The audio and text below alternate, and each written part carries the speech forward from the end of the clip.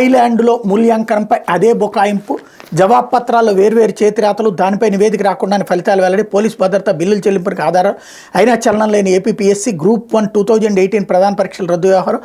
Group 1 ప్రధాన పరీక్షల రద్దుతో కలెక్టర్పై ఏర్పడిన జగన్ ప్రభుత్వానికి చీమ కుట్టినట్టు కూడా లేదు. హాయ్లాండ్లో తొలి విడత మూల్యాంకనం జరగలేదని ఏపీపీఎస్సీ ఇప్పటికే బుకాయిస్తోంది. తొలి విడత జవాబు పత్రాల మూల్యాంకనం 2021 డిసెంబర్ నుంచి 2022 ఫిబ్రవరి మధ్య హాయ్లాండ్లో జరిగిందని తెలిపేలా కమిషన్ ద్వారా వివిధ సంస్థలతో జరిగిన ఉత్తర ప్రత్యుత్తరాలు, ఎస్బీఐ ద్వారా జరిగిన చెల్లింపుల వివరాలు కళ్ళెదుటే ఉన్న అటు ప్రభుత్వం ఇటు ఏపీపీఎస్సీ ఇప్పటికీ నోరు విప్పడం లేదు. తొలి మలి విడత మూల్యాంకనాలకు 1.19 కోట్లు, 1.23 కోట్ల చొప్పున కమిషన్ ఖర్చు పెట్టింది. పోలీసు భద్రతా వాహనాల వినియోగం, ఉద్యోగుల హాజరు, ఇతర కార్యకలాపాలు హాయ్లాండ్ కేంద్రంగా ఎందుకు జరిగాయో చెప్పట్లేదు.